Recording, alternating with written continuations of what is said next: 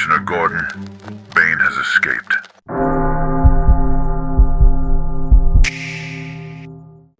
A man's actions are a confession his mouth can't make, and your actions have been confessing the truth about your priorities for years, while your mouth keeps lying about them. Your calendar shows what you want. Your bank account shows what you want. Your body shows what you want. The way you spend the first 90 minutes after waking up shows what you want. Stop listening to what you tell yourself you want and start watching what you do, because the doing is the only honest signal in the system. A man who actually wanted to be in shape would not be eating what you ate yesterday. A man who actually wanted to build a business would not have spent 4 hours yesterday on his phone. A man who actually wanted out of his job would not have skipped the application again last night. The desire you talk about is fictional. The one that actually runs your life is whatever your daily behavior is producing. Notice how you describe your dream when you're around your friends. The soft language, the vague timeline, the casual shrug at the end of the sentence, the laugh that quietly disarms it before anyone can take it seriously. Men who genuinely want something don't talk about it like that. They speak about it with weight, specificity, an edge in the voice that warns the listener not to dismiss it. Your softness when you talk about your dream is a tell. It's you signaling in advance that you're not really committed, so nobody will hold you to it later. The disclaimer is built into the announcement. You've been apologizing for a life you haven't even attempted to build. And the apology is louder than the ambition, because the apology is what your nervous system actually believes. A real desire produces specific symptoms in the body, and you've been mistaking the absence of those symptoms for being content. Genuine wanting feels like a low-grade fever, restless, distracted, unable to fully enjoy anything that isn't moving you toward the thing. Men who are gripped by real desire can't sit still in their old life. They develop strange new habits. They cancel plans that don't serve the goal.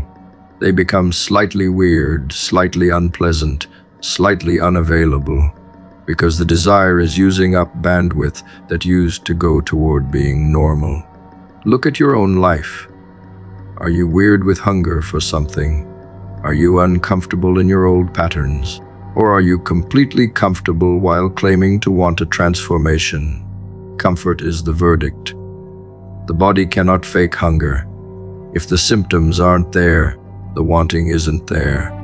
The hierarchy of your wants is exposed every time you face a small choice between two options: watching the show or doing the rep, sleeping in or getting up, texting back or finishing the work, the boys or the project, the takeout or the meal you planned.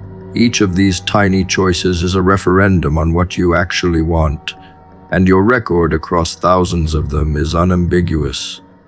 You've voted hundreds of times a week for the smaller life, not once, not occasionally, consistently, predictably, in patterns so reliable that anyone watching could predict your next move. This isn't weakness. This is preference. You prefer the smaller life. You've just been ashamed to admit it. So you keep telling yourself a different story while your behavior continues confirming the truth. Strip away the language for a moment and notice how your peers talk about their goals, the dreams, the visions, the someday plans, and how identical the language is across all of them. Same vague timelines, same comfortable disclaimers, same soft wanting. Now compare it to the language of a man who's actually building something. He doesn't talk about his goal in vague terms. He talks about specific actions he took yesterday and specific actions he's taking tomorrow. The dream has been replaced by an inventory of moves. He doesn't need to convince you he wants it, because the evidence is already on the table. Your dream lives entirely in your mouth. His lives in his calendar. The distance between mouth, dreams, and calendar. Dreams is the distance between men who get what they say they want and men who don't. Sit with how comfortable your life is right now and stop pretending it's the obstacle. Your bed is warm, your fridge has food, your apartment has heat, your phone has entertainment. The conditions for transformation have never been more favorable in human history, and the men of your generation are softer than any generation that came before, and the explanations you give for not having done it yet. I don't have time. I'm tired. I'm dealing with stuff. Would have been laughed at by your grandfather. He worked 12-hour days. He still produced. He still built. The only thing standing between you and the life you say you want is whether you want it more than you want comfort. And right now, every single piece of evidence in your daily behavior says you don't. Hunger is a frequency, and the men who win in any field are operating on a wavelength your peers cannot pick up because they've never tuned to it. Watch a man who genuinely wants something operate for a week. The focus, the speed, the unwillingness to be slowed down by inconveniences, the way he moves through obstacles like they're scenery rather than problems. Now watch yourself for a week. The contrast is the answer. You move through your week looking for reasons to slow down. He moves through his looking for reasons to speed up. Same hours, same days, same body, completely different relationships to the moment. Hunger isn't a personality trait. It's a decision you make about how much of your life you're willing to bend toward a single outcome. And you've been deciding, not very much, for years. A man cannot want two opposite things equally, and the version of you that wants the dream is at war with the version of you that wants the dopamine, the comfort, the safety of remaining a man with potential rather than a man with output. The dopamine version has been winning. Every time you reach for the phone instead of the work, that version got a vote. Every time you said, "I'll start tomorrow," that version got a vote. The election has been happening every day for years, and the comfort candidate has been winning by landslide, while you keep telling yourself the dream candidate represents you. He doesn't. He's a write-in. The actual ballot has been filled out by your behavior, and the result is the life you currently have, which is the most accurate possible reflection of which version of you was strongest. Watch the men in your circle who never accomplish what they say they will, and you'll notice they all share the same tell. They confuse intensity of feeling with strength of commitment. They feel deeply about their dream. They get emotional describing it. They have moments of genuine fire when they talk about the future. Then nothing happens for the next 3 weeks until the next emotional surge. Feelings are not commitment. Feelings are weather. Real wanting doesn't fluctuate with mood. It operates underneath mood, untouched by Tuesday rain or Thursday fatigue. The man who only works when he feels like working will produce nothing meaningful, regardless of how passionate his feelings get during the brief windows when they're available. You've been confusing emotional spikes with desire, and the spikes have been keeping you in place by giving you the sensation of progress without any of the substance. Psychologists have a term for this: self-handicapping.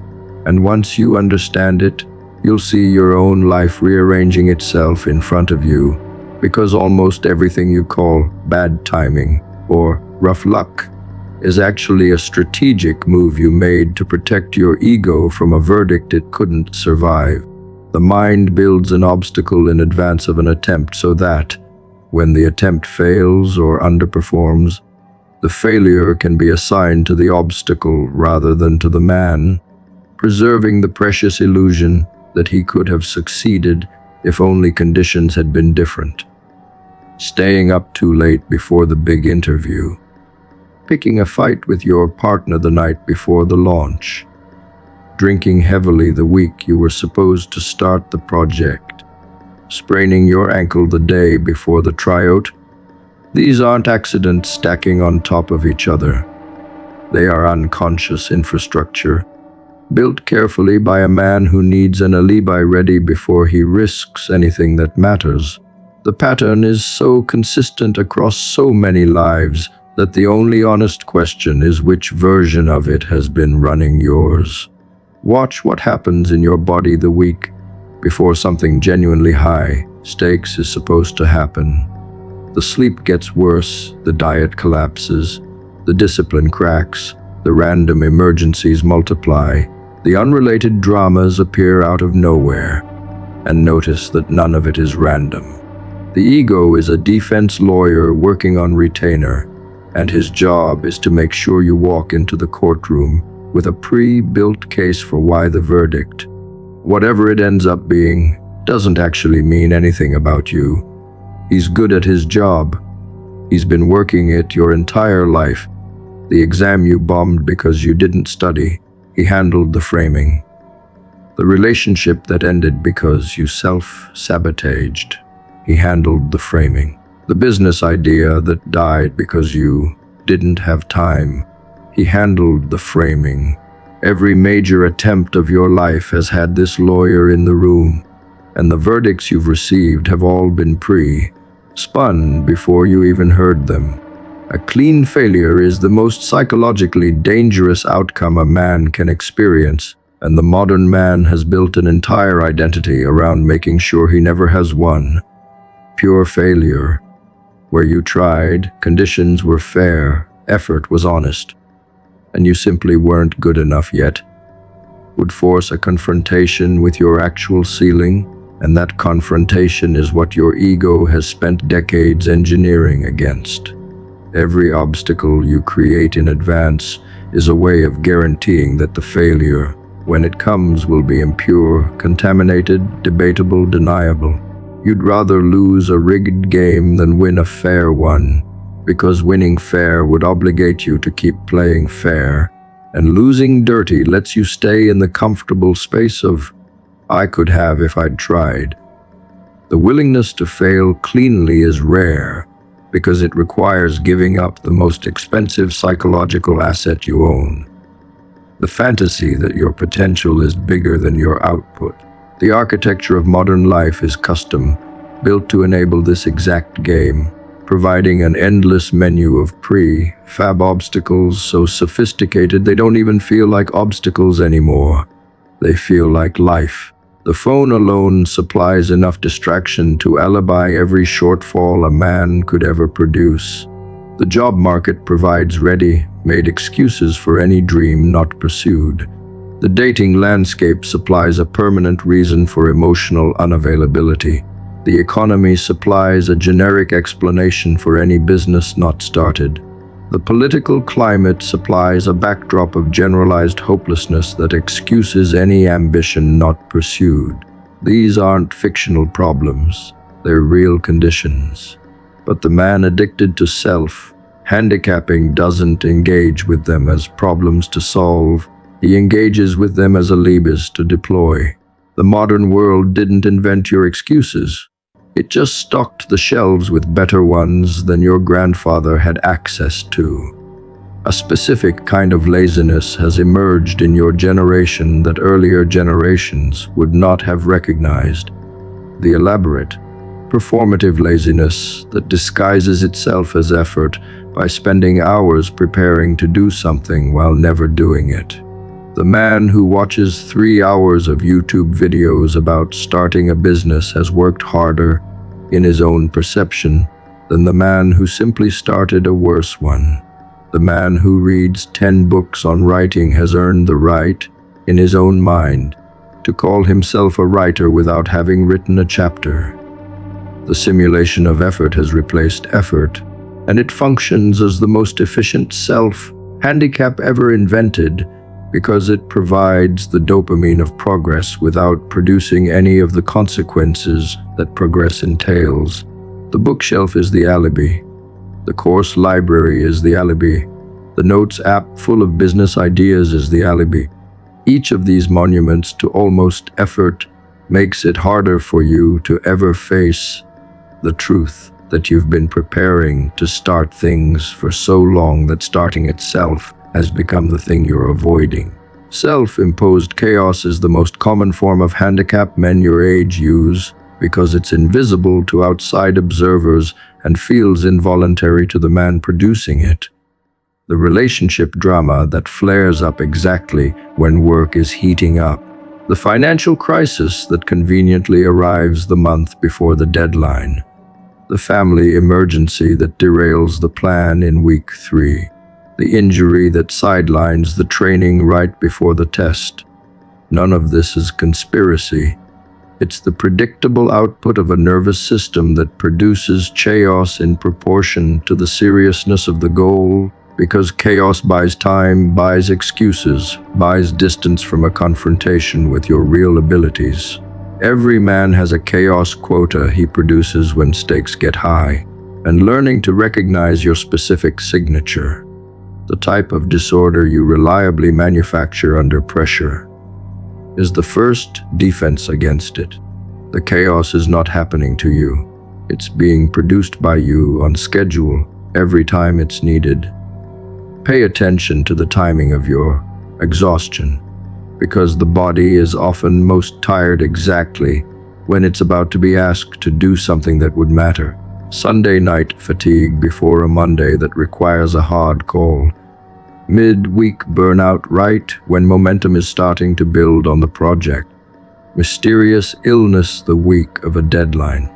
Sleep that won't come on the eve of something you've been preparing for. The body, like the schedule, is a flexible tool the unconscious uses to manufacture exits, and your specific exhaustion patterns are mapping the locations of your highest stakes moments. A man whose ambitions are small never gets tired in this strategic way. His fatigue tracks his actual exertion. A man whose ambitions are large but commitment is weak develops a body that becomes mysteriously, repeatedly broken at exactly the wrong moments. The body is following orders. You just don't recognize the chain of command. The brain is a cheap referee, and it cannot tell the difference between you doing something and you vividly imagining doing it. Both produce dopamine. Both register as accomplishment, and both leave you feeling like progress was made when none of it touched the actual world. This is why a man can spend 90 minutes daydreaming about his future business and walk away feeling more satisfied than if he'd spent that 90 minutes building a single ugly piece of it. The fantasy paid him in the same currency the work would have, but cost him nothing, which means his nervous system now slightly prefers the fantasy. Repeat this pattern for 10 years, and you produce a man who has lived a complete career inside his own skull, while his calendar shows zero output. And the strangest part is that he genuinely cannot understand why his life looks the way it does despite how hard he's been thinking about it. His brain is convinced he's been working. The brain was lying. The world disagrees. Planning is the most respectable form of procrastination ever invented, and it has fooled some of the most intelligent men of every generation into believing they were building when they were merely arranging. Notebooks full of plans, whiteboards full of strategy, spreadsheets full of projections, vision boards full of carefully chosen images. None of it counts as work, in the brutal sense the world uses the word, because the world only counts what got produced, shipped, started, finished, or attempted in actual reality. The dopamine reward of planning is so close to the reward of doing that smart men, in particular, get trapped here for years. They're getting paid in feelings, and the feelings are convincing enough that they don't notice the absence of any external evidence. Walk into any coffee shop and you'll see a dozen men pouring themselves into laptops, looking serious, producing nothing. The simulation has captured them. They feel like they're working. The bill for this feeling comes due quietly in the form of a life that doesn't move. A particular kind of poverty hides inside men who plan obsessively. They have rich inner lives and empty outer ones, and the contrast becomes more painful as they age, because the inner construction keeps producing increasingly vivid versions of the man they could have been, while the outer life keeps confirming the man they actually are. This gap is the source of a specific midlife pain that almost no one names correctly. The grief of a man who has spent 30 years building elaborate versions of himself in his head, none of which were ever brought into the world, and who is now stuck inside a self that bears no resemblance to any of them. The fantasies were so detailed, so satisfying, so neurochemically rewarding that he never felt the urgency to convert them into anything real. Now they sit in him as a kind of permanent loss, sons of his own imagination who were never allowed to be born, and he carries them around as a low, grade H that no amount of additional planning can resolve. A small experiment will show you the cost of this addiction in real time. Pick something you've been planning for months and execute the smallest possible version of it today, in the next hour, however ugly and incomplete, and notice the resistance that appears. The body will manufacture sudden tasks. The mind will generate elaborate reasons it isn't ready. The schedule will reveal previously invisible commitments. None of this is coincidence. The system is fighting to protect the planning addiction, because the moment you ship something real, the gap between fantasy and reality becomes visible, and the dopamine economy collapses. The fantasy was paying you in pure currency. The first real attempt pays you in something muddier. Partial success, partial failure, real feedback, real exposure. And the nervous system has been hiding from that exchange rate for years. Force the trade once and the addiction starts to break. Refuse to force it and the planning will continue to feel productive while producing nothing. Vision boards, mood pages, manifestation videos, future self-journaling, affirmation routines. Entire industries have grown up around monetizing this exact glitch in human neurochemistry, selling men the feeling of progress at scale. The market figured out that you'll pay good money to feel like you're moving forward, and that you'll pay it again next month if the feeling fades, and that you'll pay it indefinitely if the products are clever enough to never quite deliver actual transformation. The result is a generation of men who have purchased 47 productivity systems, attended 12 workshops, completed 9 vision exercises, watched 200 hours of motivational content, and produced none of the outcomes any of it promised. The products worked exactly as designed. They delivered the feeling. They were never going to deliver the life. The life requires a different transaction, and it cannot be purchased. It can only be earned through reps that produce nothing pleasurable until they do. A specific tell separates a planning addict from a builder, and once you see it, you cannot unsee it. The planner talks about the future in present tense and the past in vague tense, while the builder talks about the past in specific tense and the future in cautious tense. "I'm building this big thing right now," said by a man who has shipped nothing, is the language of fantasy. "Last week I shipped this small ugly piece, and next week I'll attempt the next one," is the language of reality. Listen to your own conversations about your projects. The grammar of your sentences is exposing whether you live in the imagined version of your life or the actual version. And the difference is not stylistic, it's diagnostic. Men who live in fantasy speak as if the future is already happening. Men who live in reality speak as if the future has to be earned, day by day, with no guarantees. Examine your tense. Your tense is telling on you. The friends in your circle who've been working on The same project for 3 years are not lazy in the conventional sense. They're addicted to the feeling of being someone who's working on it, and that feeling is incompatible with finishing, because finishing would end the addiction. Or writer or athlete is being consumed continuously in real time in their identity and their conversations, without any of the actual costs of those positions being paid. Completion would force a verdict. Verdicts threaten the supply of the feeling, so the project remains permanently in development, a renewable resource of identity, a never-ending source of self-narrative that can sustain a man's psychology for decades without ever producing anything in the world. You probably know one of these men. You may be one of these men. The cure is not more planning. The cure is shipping something ugly this week and breaking the spell.